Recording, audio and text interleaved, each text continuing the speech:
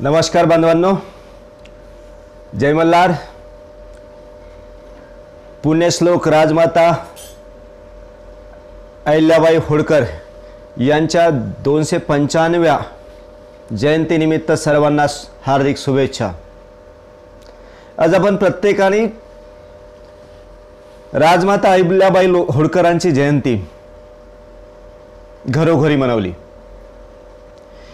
ही घरोघरी मनवण्याचा किंवा एखादी जयंतीचा उत्सव मनवण्यामागचा एखादा उद्देश काय असतो याचा जर विचार केला तर त्या महापुरुषांचा विचार समोरील पिढ्यांपर्यंत जावा, समोरील पिढ्यांना इतिहासामधले घडलेल्या महापुरुषांचा कार्य, कर्तृत्व आणि विचार यांचा अभिमानास्पद गौरव वाटावा, हा प्रामुख्याने उद्देश जयंत्या पुण्यतिथ्या मनवण्याचा असतो।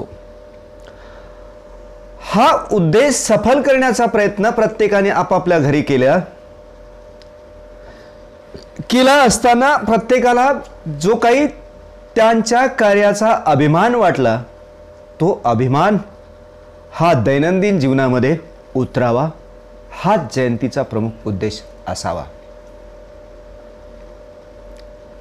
मग ही जयंती का साजरी केली याचा विचार केला तर अशा प्रकारचं व्यक्तित्व या भारतातच नाही तर जगाच्या पाठीवर घडलं नाही की ज्यांनी राजसत्तेचा वापर समाजकारणाकरिता करत असताना त्याला अध्यात्माची जोड दिली।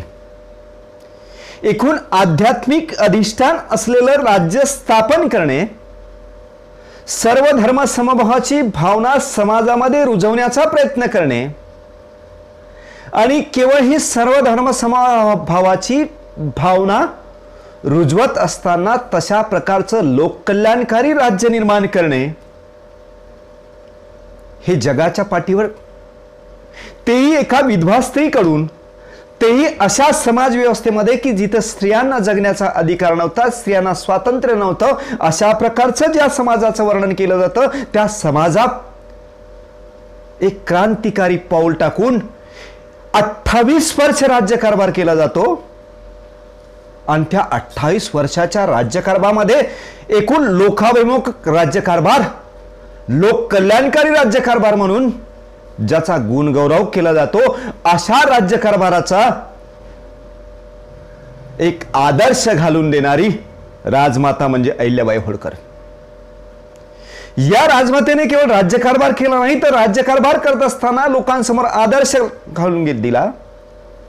प्लेटोने एक आदर्श राज्याची संकल्पना मांडली होती। रामराज्याची संकल्पना जी गुणगोविंद का म्हणता येईल त्याचा गुणगौरव केला जातो, ते आदर्श राज्य, रामराज्य अहिल्याबाईंनी वास्तवामध्ये या धर्तीवर उतरवलं होतं, जिथे प्रत्येक माणूस आपल्या आनंदाने जगत होता, प्रत्येकाला जगण्याचा अधिकार होता। माणसाला माणूस म्हणून जगण्याचा अधिकार ज्या राज्यामध्ये दिला जात असतो तेच एक कल्याणकारी राज्य असतं। सर्वसामान्यातील सामान्य माणसाच्या अधिकार आणि कर्तव्याची जिथं जाणीव असतं आणि त्याच्या सर्व गुण संपन्नतेसाठी किंवा त्याच्या कल्याणासाठी जे राज्य आपल्या अधिकार कक्षा रुंदावत असतं, कायदे करत असतं, कायद्याची अंमलबजावणी प्रभावीपणे करत असतं, अशा प्रकारची प्रशासन व्यवस्था प्रस्थापित होत असतं, ते खरं कल्याणकारी राज्य। कल्याणकारी राज्यामध्ये प्रत्येक माणूस हा सुखी समाधानी असतो आणि प्रत्येक समाधानी असलेला माणूस हा राज्य व्यवस्थेचा समर्थक असतो। तो कधी उठावाची भाषा करत नाही, कधी सत्तेच्या विरोधात बंड पुकारत नाही। एकूण लोकाभिमुख राज्यकारभार जिथं चाललेला असतो त्याच राज्यामध्ये अशा प्रकारची शासन व्यवस्था वर्षानुवर्ष टिकत असतं। एकूण लोक कल्याणकारी राज्यामध्ये जनतेच्या पाठिंब्यावर हे सरकार टिकून असतं, कारण त्या सरकारने किंवा शासनाने घेतलेले निर्णय हे जनतेच्या इच्छा, आकांक्षा आणि अपेक्षा याला अनुसरून निर्णय घेतले जात असतात। तलवार या राज्यामध्ये काम करत नसतं, तर तलवारीपेक्षा त्या मनावर चालणारं अधिराज्य हीच खरी त्या राज्याची संपत्ती असतं। हीच त्या खऱ्या अर्थाने त्या राज्याची खरी सत्ता असतं. आणि अशा प्रकारचं कल्याणकारी राज्य अहिल्याबाई होळकरांनी 28 वर्ष सांभाळलं, की ज्या राज्यामध्ये कधी उठाव झाला नाही, कुठे बंडाची भाषा वापरल्या गेली नाही, कोणालाही त्याची गरज पडली नाही. कारण त्या 28 वर्षामध्ये त्या लोकमातेनं सत्तेचा वापर जनकल्याण म्हणजे जनकल्याण याच्यासाठीच वापरला. म्हणूनच ती जाणती राजी होती. जाणती राणी म्हणून तिला गुणगौरव करता येतं. आजचे जाणते राजे आपण पाहिले असेल, मुलींच्या साठी किंवा मुलींच्या भल्यासाठी संपूर्ण राज्यपणाला लावून टाकणारे जाणते राजे किंवा जाणते आजकालचे जे काही राजकारणी आहेत ते आपण पाहिले असेल. परंतु राज्याच्या कल्याणासाठी किंवा राज्यातील जनतेच्या कल्याणासाठी जिने आपल्या मुलीला दाव सुद्धा लावला, मुलीचा विवाह अशाच पराक्रमी माणसाशी करून देण्याचा पण केला की जो त्या राज्यातील संपूर्ण बंदोबस्त करेल. गुंड आणि जे काही दरोडेखोर आहे यांचा बंदोबस्त करणाऱ्या पुरुषाशीच किंवा कर्तबगार माणसाशीच मी माझ्या मुलीचा विवाह करेल, अशा प्रकारचा प्रण. म्हणजे जनकल्याणासाठी स्वतःचं कुटुंब सुद्धा त्यांनी नोछावर केलं होतं किंवा पूर्ण कुटुंबासह संपूर्ण राज्य व्यवस्था सुद्धा जनतेच्या कल्याणासाठी अर्पण केली होती. आणि म्हणूनच जनतेचा विश्वास संपादन केला होता. हे जे जनकल्याणकारी राज्य अहिल्याबाई होळकरांनी स्थापन केलं होतं, अशाच प्रकारचं भारताच्या भूमीवर लोक कल्याणकारी राज्याचे जर विचार केला, तर इतिहास जर पाहिला तर इसवी सन पूर्व काळामध्ये सम्राट अशोकाने कलिंगच्या युद्धानंतर प्रस्थापित केलं होतं की जिथं जनतेप्रती प्रेम आणि विश्वास हा त्या राज्याचा आधारभूत घटक होता. आणि त्याच भरोशावर शांतीचा संदेश पोहोचवण्यासाठी संपूर्ण जगभर त्यांनी आपले दूत पाठवले होते. सम्राट अशोक असो, अहिल्याबाई होळकर असो, यांना धर्माची गरज नव्हती. यांनी कधीच एका धर्माचं काम केलं नाही, मात्र मानव धर्माच्या कल्याणाचं, मानवाच्या प्रत्येक ठिकाणी कल्याणाचं ऋण या मानव जातीवर त्यांनी निर्माण केलं आहे. मानवाने मानवासाठी कसं जगायचं, येथील सत्तेचा वापर मानवाच्या कल्याणासाठी कशा प्रकारे करायचा, हे आपल्या दैनंदिन जीवनातून ज्यांनी आदर्श घालून दिला ती म्हणजे राजमाता अहिल्याबाई होळकर. सम्राट अशोकाचं जे उदाहरण मी याच्यासाठी दिलं की या कल्याणकारी राज्याचा जो इतिहास जर पाहिला तर कल्याणकारी राज्याची संकल्पना ही सर्वप्रथम सम्राट अशोकाने आपल्या राज्यामध्ये अंमलात आणलेली होती. इथून सम्राट अशोकाने जे आपलं राज्य स्थापन केलं होतं ते जनकल्याणासाठी केलं होतं, शांतीसाठी केलं होतं. कदाचित त्यांनी त्या जनकल्याणासाठी बौद्ध धर्माचा आश्रय घेतला असं जरी म्हटलं जात असलं तरी बौद्ध धर्माला सम्राट अशोकाची साथ भेटली. सम्राट अशोकाला बौद्ध धर्माची गरज नव्हती. त्याचप्रमाणे अहिल्याबाई होळकरांनी जे जनकल्याणकारी राज्य निर्माण केलं ते जनकल्याणकारी राज्य स्थापन करत असताना हिंदू धर्माचा जो आधार घेतला असं म्हटलं जातं, तरी हिंदू धर्माचा आधार अहिल्याबाई होळकरांना कधीच नको होता. कारण त्यांनी सर्व धर्म समभावाची, सर्व धर्मांना आश्रय देण्याची भूमिका आपल्या राज्यामध्ये अंमलात आणलेली होती. त्यांना प्रत्येक धर्म समान होता, प्रत्येक धर्माचं तत्वज्ञान समान होतं. प्रत्येक धर्माच्या तत्वानुसार जगण्यासाठी प्रत्येक धर्माच्या व्यक्तीला स्वातंत्र्य त्यांनी बहाल केलं होतं. मग हिंदू असो, मुस्लिम असो, शीख असो, ईसाई असो, की प्रत्येक धर्म असो, पण मात्र त्या प्रत्येक धर्मानुसार जगणारा प्रत्येक माणूस हा माणूस आहे आणि त्याला माणूस म्हणून जगण्याचा अधिकार आहे. हे तत्व आचरणातून आणि सत्तेच्या माध्यमातून अंमलात आणलेलं होतं. आणि म्हणून त्यांची कायदा व्यवस्था असो, सुव्यवस्था असो, न्याय व्यवस्था असो, मानवतेला न्याय देणारी होती. आणि म्हणून जगाच्या पाठीवर मानवतेला न्याय देणारी एक महाराणी म्हणून तिचा गुणगौरव व्हायलाच पाहिजे. एकूण त्यांचा विचार हा सर्व धर्मांना समान मानणारा असल्यामुळेच त्यांना एका धर्माचा रक्षक म्हणून ठेकेदारी देता येणार नाही. त्यांनी कधीच एका धर्माच्या रक्षणाची ठेकेदारी घेतली नाही. त्यांनी जो शिवपिंड हातात पकडला, शिवपिंड एका धर्माचा म्हणून पकडलेला नाही, तर त्यांचा जो काही कुलदैवत होतं, त्या कुलदैवत किंवा होळकर घराण्याचं जे काही आराध्य दैवत होतं शिवाची पूजा, संपूर्ण होळकर घराणं हे शिवाचे पूजक होते. आणि म्हणून त्या कुलदैवताची पूजा म्हणून त्यांनी एक आपल्याला आध्यात्मिक अधिष्ठान देण्याच्या दृष्टिकोनातून त्यांनी त्या शिवपिंडाची पूजा करत गेल्या. हा त्यांचा धर्माचा भाग असला तरी धर्माच्या कडून त्यांनी अध्यात्माकडे कशा प्रकारे त्यांनी आपल्या जीवनाला वळण दिलं, या गोष्टीकडे आम्ही वळलं पाहिजे. किंवा धर्मामध्ये किंवा धर्माच्या बंधनांमध्ये अडकून चालणार नाही आपल्याला. किंवा अहिल्याबाई होळकरांचं चरित्र अभ्यासताना किंवा त्यांच्या चरित्रापासून आपल्याला काही गुण अंगीकारत असताना केवळ धर्माच्या भरोशावर किंवा धर्मामध्ये त्यांना लटकवून चालणार नाही, धर्माच्या पलीकडे जाऊन सुद्धा त्यांनी केलेलं काम आपल्याला लक्षात घेणं आवश्यक आहे. कारण त्यांनी मुस्लिम धर्माच्या लोकांना जवळ केलं, हिंदू धर्माच्या लोकांना जवळ केलं, ख्रिश्चन धर्माच्या लोकांना जवळ केलं. म्हणजे त्यांच्या जवळ येणारा माणूस हा धर्म म्हणून येत नव्हता, किंवा त्यांनी जो काही जनकल्याणाचा मार्ग पत्करला होता तो केवळ एका विशिष्ट धर्मासाठी पत्करलेला नव्हता. धर्म ही त्यांच्यासाठी खाजगी बाब होती. प्रत्येकाने आपापला धर्म स्वीकारावा, प्रत्येकाने आपापला धर्म अंगीकारावा आणि प्रत्येकाने आपापल्या धर्माचं पालन करावा. पण प्रत्येक धर्माच्या माणसाला त्या त्या धर्मानुसार जगण्याचा अधिकार अहिल्याबाई होळकरांच्या राज्याने 28 वर्ष दिला होता. ते खरं धर्मनिरपेक्ष राज्य म्हणता येईल. ते खरी धर्मनिरपेक्षता म्हणता येईल की ज्यांनी प्रत्येकाला धर्माच्या नुसार जगण्याचा अधिकार दिला होता. सत्तेचा वापर प्रत्येक माणसासाठी केला होता आणि म्हणून ते खरं कल्याणकारी राज्य होतं. तेथील कायदे हे सर्व धर्मांसाठी समान होते, माणूस म्हणून होते. इवन प्रत्येक कोणी नातेवाईक असो, जवळचा असो की राजघराण्यातील असो की सामान्य माणूस असो, त्याला कायद्यासमोर समानता मानणारं ते राज्य होतं. प्रत्येकाला त्या राज्यामध्ये न्याय मिळत होता. हा न्याय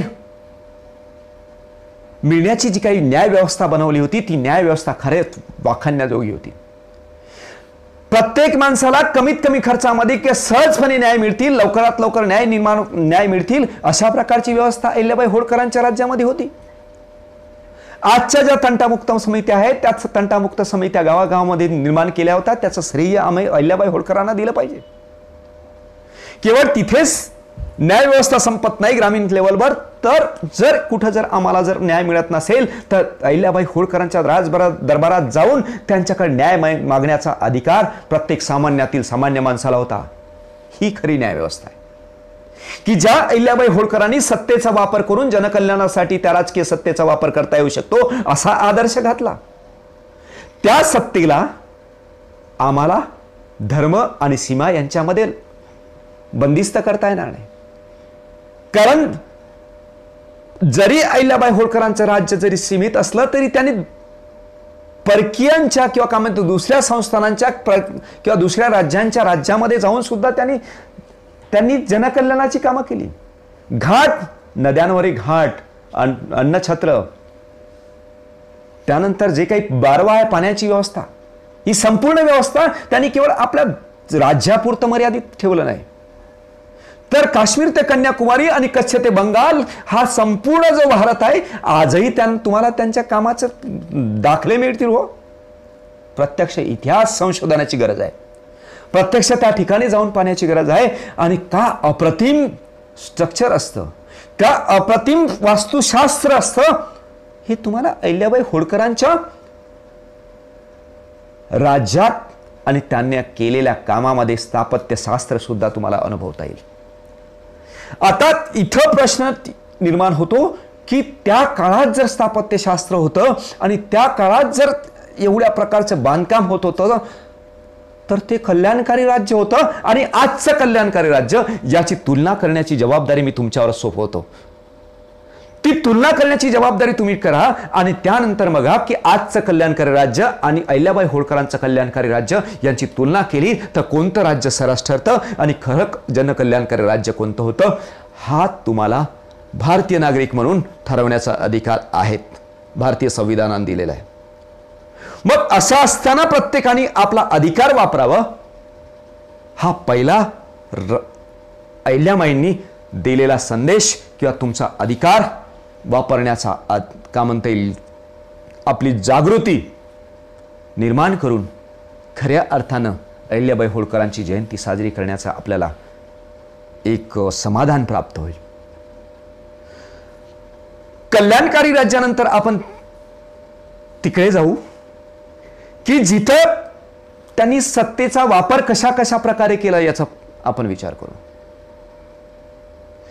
सत्ता येताच मुजोर बनणारे लोक सर्वांनीच पाहिले, परंतु सत्तेचा थोडाही माज न सोडू देता सत्ता ही ईश्वराने मला जनकल्याणासाठी वापरासाठी दिलेली आहे आणि मला त्या सत्तेचा हिशोब मला ईश्वराला द्यायचा आहे, एवढं मोठं प्रभावी तत्वज्ञान जिने 28 वर्ष क्षणाक्षणाला श्वासाला दिलं त्या अहिल्यामाता.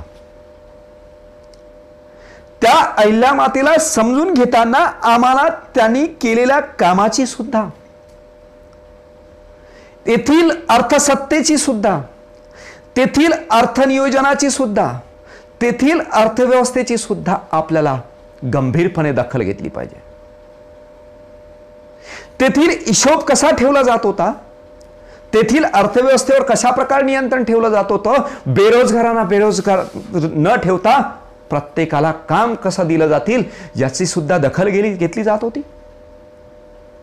मग त्या ठिकाणी जे काही मंदिर बांधकामाचं काम चालायचं, जे काही घाट बांधकामाचं काम चालायचं, अन्न छत्र बांधण्याचं काम चालायचं, ही म्हणजे आजच्या काळात जिला नाव दिलं जातं रोजगार हमी योजना, ती रोजगार हमी योजना त्या काळातली अहिल्याबाई होळकरांनी राबवली होती. जनक कल्याणकारी जे काही राज्य म्हटलं त्या जनकल्याणकारी राज्याला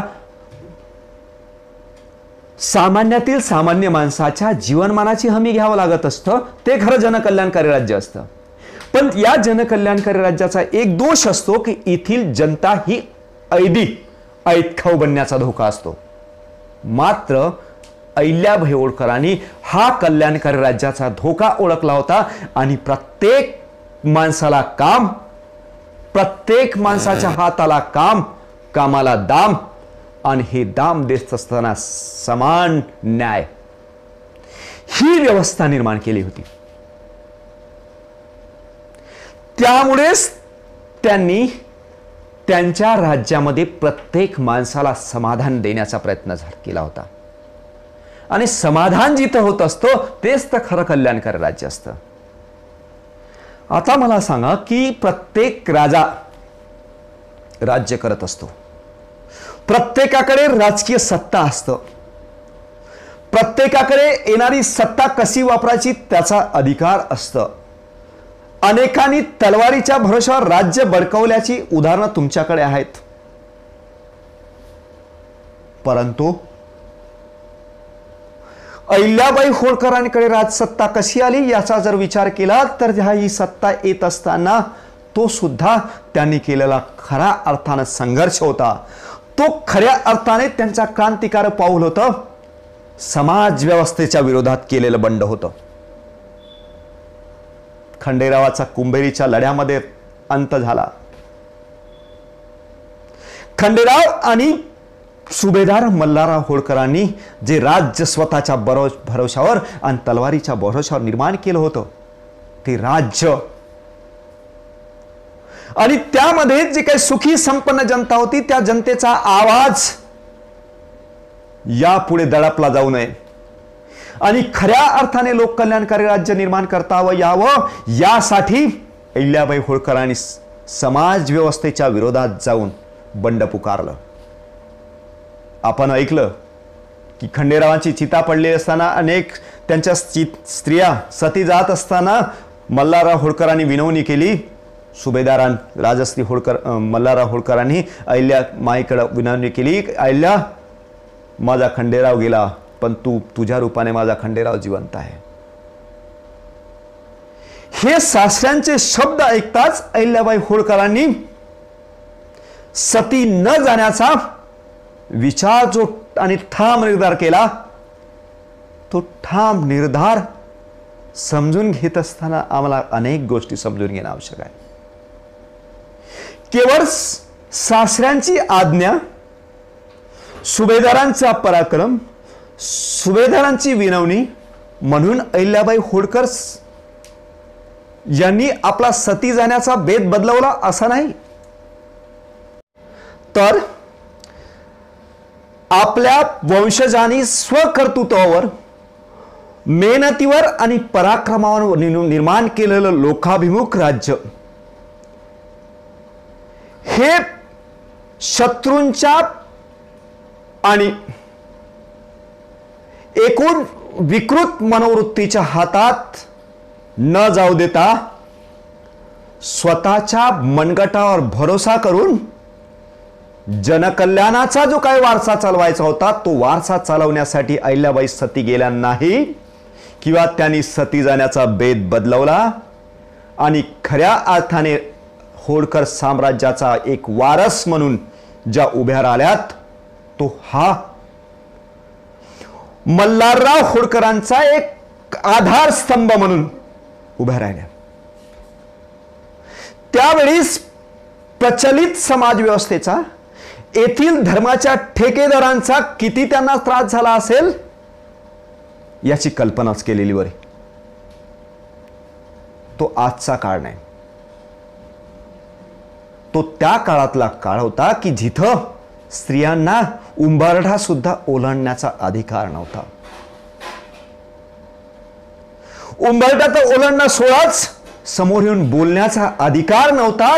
तिथं समोर येऊन राज्य करण्याची हिम्मत एक अबला स्त्री म्हणून बनल्या गेलेली ती अहिल्यामाई करत. तो म्हणजेच तशा प्रकारचा तिच्यावर केलेला संस्कार, दिलेलं एकूण वातावरण, यातून अहिल्यामाई घडलेल्या होत्या. मग आजच्या स्त्रियांनी या अहिल्यामाईंकडून काय घ्यायचं हा मोठा प्रश्न निर्माण होतो. पती निधनानंतर सासऱ्यांना आधार देणारी अहिल्या बनायची की पती निधनानंतर डोळ्यातून अश्रू वाहत संसाराचा पूर्ण सत्यानाश करायचा, हे आजच्या स्त्रियांनी ठरवावं. आणि खऱ्या अर्थाने अहिल्या म्हणून जगायचं असेल तर अहिल्याबाई समजून घ्यावं. कारण मल्हाररावांचा पराक्रम आणि त्या पराक्रमातून निर्माण झालेलं स्वराज्य, खंडेरावांच्या तलवारीचा पराक्रम आणि मातेचा म्हणजेच गौतमाबाईचा अहिल्याबाईंना झालेला आशीर्वाद किंवा त्यांनी घेतलेली त्यांच्यापासून प्रेरणा म्हणजेच मल्हाररावांच्या खांद्याला खांदा देऊन राज्य सांभाळण्यासाठी त्याने केलेला मदत, हे अतिशय वाखाणण्यासारखे आहे. अहो, स्त्रियांना स्वातंत्र्य देण्यासाठी जर जगाच्या पाठीवर या भारतामध्ये पहिल्यांदा जर कोणी जर प्रयत्न केला असेल तर खऱ्या अर्थाने स्त्री स्वातंत्र्याचा पुरस्कार केला असेल तर होळकर घराण्याचं पहिल्यांदा नाव घेणं आवश्यक आहे. सतीची चाल जर पहिल्यांदा बंद केली असेल तर स्वतःच्या जीवनापासून सुरुवात केली ती अहिल्यामाई आम्हाला लक्षात नाही राहत. आणि सतीची चाल कायद्यानं बंद करणारा बेंटिंग इंग्रज अधिकारी लक्षात राहतो आम्हाला. का अशा प्रकारचं व्हावं याचाही विचार करा जयंतीच्या निमित्तानं. आणि म्हणून अहिल्यामाईंचा अभ्यास करताना किंवा अहिल्यामाई समजून घेत असताना केवळ एका अंगाने समजून घेतली आपल्याला समजून येणार नाही. केवळ त्यांची धार्मिक बाजू समजून घेऊ नका किंवा त्यांची सामाजिक बाजू समजून घेऊ नका किंवा 28 वर्ष राज्यकारभार केला म्हणून हो त्या महान होत्या इथपर्यंतचा नाही. अरे, मानवतेला मानवतेचा संदेश देणारं जीवन जगल्या राव, हे का गोष्ट विचारता आपण. समाजाचा विरोध पत्करून समाजाला कसं घडवायचं, समाजामध्ये कशा प्रकारचे शांती पसरवायची, कशा प्रकारे समाज कल्याणाचं काम करायचं याचा आदर्श अहिल्यामाईंनी घडवला. हे का समजून घेत नाही आपण. खंडेरावांना जरी इतिहासकारांनी आपल्या लेखणीतून न्याय दिला नाही असं जर कोणी म्हटलं तर खरंच ते सत्य आहे. पण खऱ्या अर्थाने खंडेरावांचा पराक्रम, लढायांवर होणारा जो काही त्यांच्या मोहिमांमध्ये होणारा दरारा, दिल्ली दरबारात जो काही दरारा, तो अहिल्याबाईंनी अनुभवला होता. आणि म्हणून खंडेरावांच्या तलवारीसोबत ज्यावेळेस त्यांचं एक नातं अहिल्याबाई सांगतात की एकेकाळी अहिल्या घरी असली तरी खंडेरावांच्या हातात तलवार आहे, आणि अशा प्रकारचा पराक्रम, आणि दुसरीकडे अहिल्या, हे नातं अहिल्याबाईंनी समजून घेतलं होतं. आणि म्हणून तलवार पकडणारा खंडेराव जरी गेला तरी त्याचा पराक्रम मात्र अहिल्याबाईंनी आपल्या हातात घेतला होता. आणि तो पराक्रमाचा वारसा चालवण्यासाठी अहिल्याबाई खऱ्या अर्थाने खंडेरावांसोबत सती गेलेला नाही. ही खरी स्त्री कर्तृत्वाची खाण इथून आमच्या भारतीय परंपरेमध्ये निर्माण होतं. स्त्रियांच्या उद्धाराचा किंवा स्त्रियांच्या सबलीकरणाचा पहिलं पाऊल अहिल्याबाईंनी टाकलं. हो, मी बोलत असताना जे काही ऐकता आहात तुम्ही, ते माझं बोलणं खूप सोपं आहे, पण तू या बोललेलं अंमलात आणणं कितीतरी पटीनं त्रास होतो. आणि तो प्रतिगामी समाज व्यवस्थेच्या विरोधात जाऊन उभं राहून स्वतःचा पराक्रम गाजवणे, आणि पराक्रम गाजवत असताना जनकल्याणकारी राज्य स्थापन करणे, हा का महान पराक्रम असेल ते विचार करून. जिथं स्त्रियांना बंधनात जगावं लागत होतं तिथं स्त्रियांची फौज निर्माण करणारी, स्वतःच्या हातात तलवार घेऊन घोड्यावर लढाई करणारी स्त्री म्हणून स्वतः जगावं. केवळ ती स्वतः नाही तर एका 500 स्त्रियांची फौज त्यांनी निर्माण केली. या भारत भूमीमध्ये एवढ्या पराक्रमी स्त्रियांची फौज त्यांनी निर्माण केली की राघोबा दादा पेशव्याला सुद्धा आपल्याला न लढता माघार घ्यावं लागली. तो असतो मुसद्दीपणा, ती असते स्त्रीच्या मनगटातील ताकद, ती असते खरा स्त्रीने पुरुषाच्या खांद्याला खांदा लावून लढण्याचा पराक्रम. हा कधी समजून घेणार आम्ही शिकल्या, डिग्र्या घेतल्या, 2-4 ओळी लिहिल्या, 2-4 साड्यांचे कलर ओळखता आले, 2-3 वेळा दिवसातून ड्रेस बदलवता आले, त्याच्यानंतर आम्हाला त्याच्या पलीकडे स्त्री समजली नाही. स्त्रीच्या मनगटात काय ताकद असते ती पहिल्यांदा समजून घ्यायची असेल तर पहिल्यांदा स्वतःला दुर्बल मानू नका स्त्रियांनो किंवा माझ्या माता भगिनींनो. तुम्हाकडे काय ताकद आहे ही ताकद तुमच्या निर्बंधांमधूनच समजायला येतं. जेव्हा एखादा मुजोर किंवा ताकदवार माणूस असतो किंवा ताकदवार बैल असतो किंवा ताकदवार एखादी वस्तू हत्ती असतो त्याला साखळदंडाने बांधून ठेवलं जातं. आणि तुम्ही जर स्वतः खऱ्या अर्थाने तुम्हाला बंधनात मानत असाल आणि तुमच्यावर खऱ्या अर्थाने समाजावर बंधनं लादले असं जर म्हणत असाल तर पहिल्यांदा हे समजून घ्या की तुमच्यावर बंधनं का लादले, कारण तुमच्यामध्ये अपरिमित शक्ती भरलेली आहे. ओशोधारामध्ये किंवा ओशोच्या विचारामध्ये आपल्याला लक्षात येतं की ओशोनी सांगितलं गेलेलं आहे की स्त्री ही एक अशी एक शक्तीचा गुण आहे की पूर्ण शक्तिशाली आहेत की तिची समजून घेणंच आकलनाच्या बाहेर आहे. परंतु आमची स्त्रीच पहिल्यांदा स्वतःला ओळखायला तयार नाही. आणि आजपासून मी माझ्या माता भगिनींना विनंती करतो की स्वतःला अबला मानू नका. स्वतःतली स्त्री काय आहे, स्वतःतली कर्तृत्व काय आहे, स्वतःतली शक्ती काय आहे, स्वतःचा पराक्रम काय आहे आणि समाजाला घडवण्याची ताकद काय आहे हे पहिल्यांदा ओळखायला शिका. आणि का पहिल्यांदा ओळखायला शिका म्हटलं तर पहिल्यांदा आम्हाला अहिल्याबाईची जर जयंती साजरी करायची असेल आणि अहिल्याबाई होळकरांचा पराक्रम समजून घ्यायचा असेल तर स्वतःची मानसिकता बदला पहिल्यांदा. आणि ज्या दिवशी आमची मानसिकता बदलू त्या दिवशी खऱ्या अर्थाने तुमच्यामधून अहिल्या घडल्याशिवाय राहणार नाही, खऱ्या अर्थाने अहिल्याबाईचा पराक्रम घडल्याशिवाय राहणार नाही आणि तो नवनिर्मित समाज घडवणाऱ्या तुम्ही आहात. महात्मा फुल्यांनी सावित्रींना शिक्षण दिनाची सुरुवात केली, ठीक आहे, पण का केली? स्वतःच्या पत्नीला शिक्षणाचा मार्ग दाखवला, पहिल्यांदा शिक्षिका बनवल्या आणि तिच्या माध्यमातून संपूर्ण भारतातील स्त्रिया शिकाव्या ही अपेक्षा त्यांनी केली. का? खऱ्या अर्थाने पहिल्यांदा त्यांनी स्त्रीच्या हातातली ताकद ओळखली. अरे केवळ महात्मा फुलेंनी स्त्रीच्या हातातली ताकद ओळखली आणि स्त्रीच्या हातात लेखणी दिली हा आम्हाला लक्षात येतो. परंतु स्त्रीच्या हातात राज्य देणारा मल्हारराव का समजत नाही आम्हाला, हे का लक्षात येत नाही? अरे ते सुद्धा त्या प्रतिगामी समाज व्यवस्थेमध्ये जगत होते, तरी पण गौतमाबाईच्या हातात आणि स्वराज्याचं अंतर्गत कारभार सोपवणार आहे. त्यानंतर अरे तो काळ होता की ज्या काळामध्ये सुनेच्या हातामध्ये एखाद्या घराची चाबी द्यायला मागं पुढे पाहत होते लोक. त्या समाजामध्ये मल्हारराव होळकरांनी किंवा राजश्री मल्हारराव होळकरांनी स्वतःच्या पराक्रमावर निर्माण केलेल्या राज्याची धुरा जर तिच्या हातात दिली तर ती स्त्री किती बलवान असेल आणि त्या बलवान स्त्रीमधलं बल ओळखणारा मल्हारराव किती महान असेल ही आम्ही समजून घेणं आवश्यक आहे. का असे माणसं घडतात याचा जर विचार केला तर प्रत्येक माणसाच्या मागे किंवा घडवण्यामागे ती त्याच्या मागे असलेली परिस्थिती आणि ती समाजव्यवस्था कारणीभूत असते.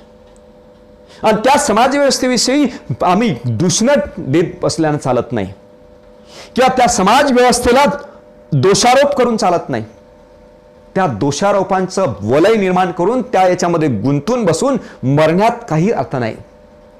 परंतु प्रचलित समाजातील अनिष्ट रूढी प्रथा परंपरा आणि जे काही परंपरांचे जोखड आहेत ते झुगारून दिल्याशिवाय तुमच्यातला ओरिजिनल पर्सनॅलिटी, तुमच्यातलं व्यक्तित्व समाजाला दिसत नाही.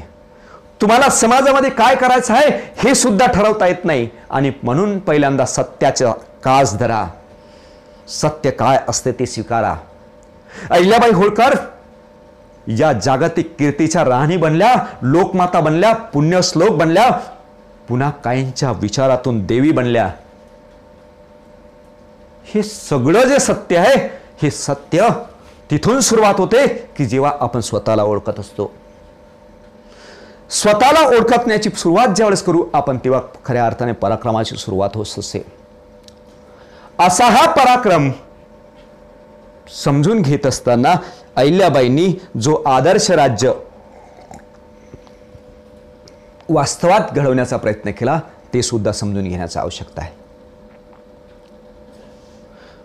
अरे ते राज्य असं होतं की ज्या 28 वर्षाचा काळ जो होता त्या 28 वर्षाच्या काळामध्ये कुठेही बंड झालं नाही.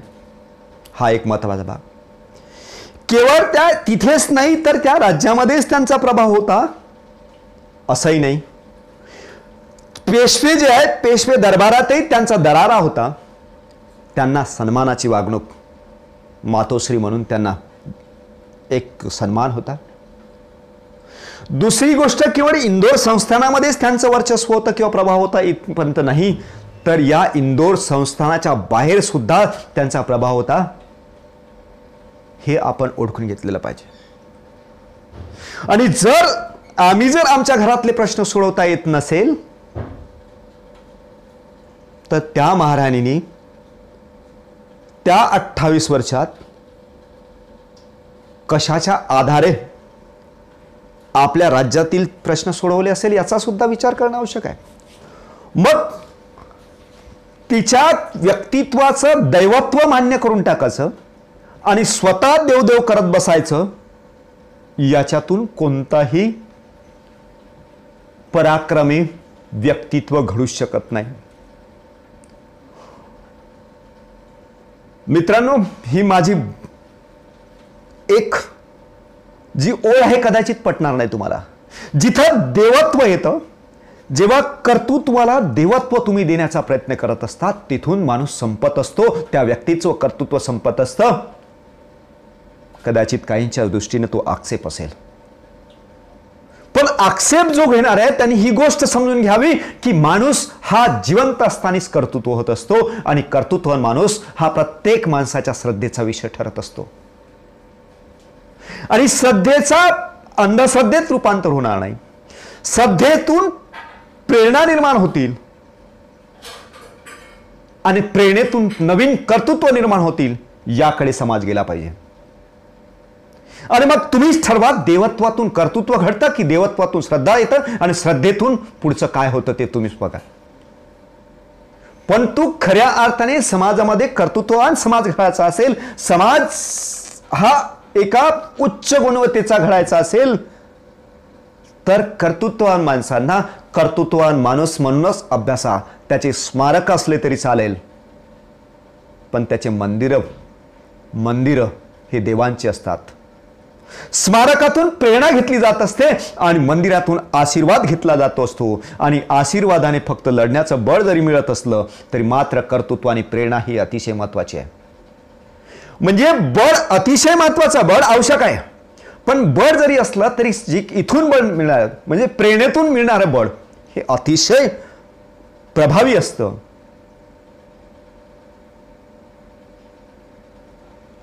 मल्हाररावांचा पराक्रम, खंडेरावांचा पराक्रम जर अहिल्यामाईंनी जर डोळ्यांनी पाहिला नसता तर कदाचित आजची आपण ज्या अहिल्यामाईंची आपण जयंती साजरी करतोय ती कदाचित आपल्याला साजरी करण्याची वेळ सुद्धा आली नसती. परंतु त्यांनी जे काही राजश्री मल्हाररावांचं जे काही चरित्र किंवा व्यक्तित्व त्यांनी डोळ्याने पाहिलं, त्यांच्या छत्रछाईखाली अहिल्यामाई वाढल्या, लहानाच्या मोठ्या झाल्या. गौतमाबाईचा आदर्श त्यांच्या समोर होता. खंडेरावांसारख्या पराक्रमी पती त्यांना मिळाला होता. हे सगळं मिळालं असताना तुम्ही त्या परिस्थितीला कोणत्या अँगलनी घेता, कोणत्या अँगलनी त्या विषयाविषयी विचार करता हे अतिशय महत्वाचं आहे. म्हणजेच पराक्रमातून पराक्रमाची परंपरा निर्माण होत असते आणि पराक्रमाच्या परंपरेतून नवा समाज निर्माण होत असतो. आणि असा नवा समाज निर्माण करायचा असेल तर विचार, त्याला कृतीची जोड आणि त्याचप्रमाणे समाज ओळखण्याची, समाजातील बरं वाईट ओळखण्याचा विवेक सुद्धा जागृत होणं आवश्यक असतं. आणि या समाज व्यवस्थेला जर आपला विवेक जागृत करायचा असेल तर मला वाटते की अहिल्याबाई होळकरांचं राज्य, त्यांचा जीवनभर चाललेला पराक्रम आणि त्यांनी केलेला विचार आणि विचाराला जे काय आचाराची जोड दिली, त्या आचारातून मात्र जो काही 28 वर्षाचं जे काही कल्याणकारी राज्य, रामराज्य, प्लेटोच्या विचारातील आदर्श राज्य ज्यांनी निर्माण केलं, तो आदर्श राज्य निर्माण करायचं असेल मग ते केवळ राज्यच नाही तर आपल्या घराला सुद्धा एक सुखी संपन्न बनवायचं असेल तर आपल्याला अहिल्याबाई स्वीकारल्याशिवाय राहत नाही. आता अहिल्याबाई होळकरांवर जर बोलायचं झालं तर अतिशय महत्वाची बाब म्हणजेच ती एक आदर्श स्त्री होती.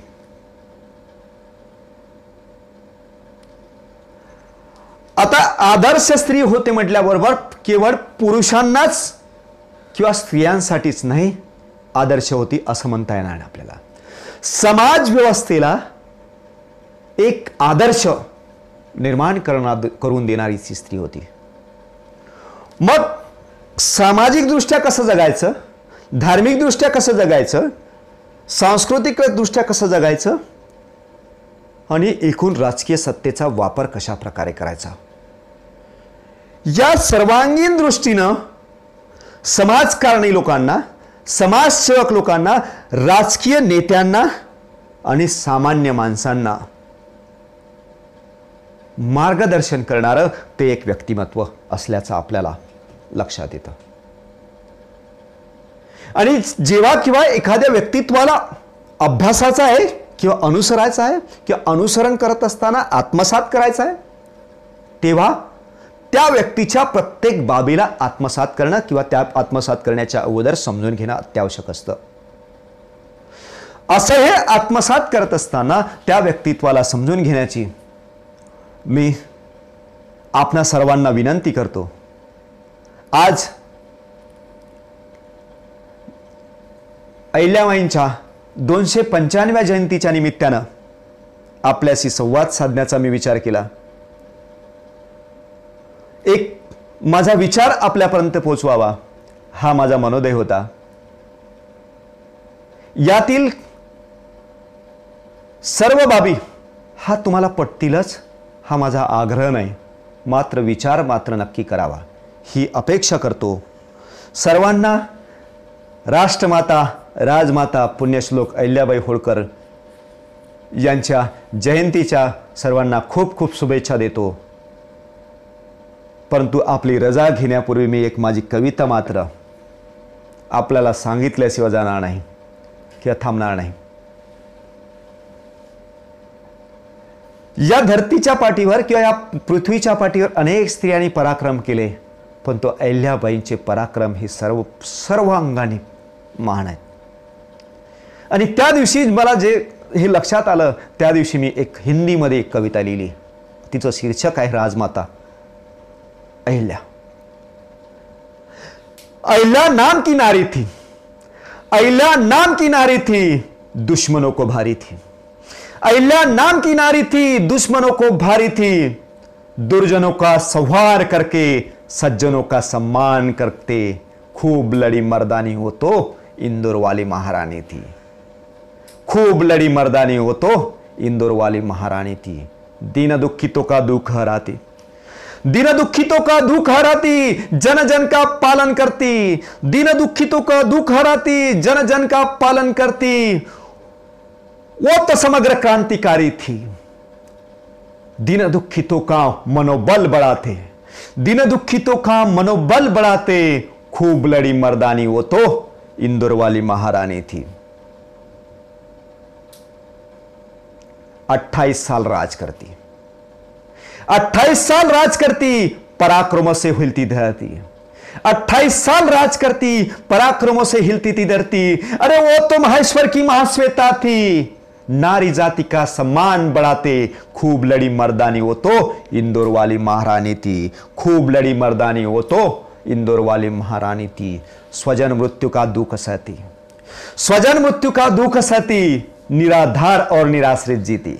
स्वजन मृत्यु का दुख सहती, निराधार और निराश्रित जीती, होकर राजवंश चलाते,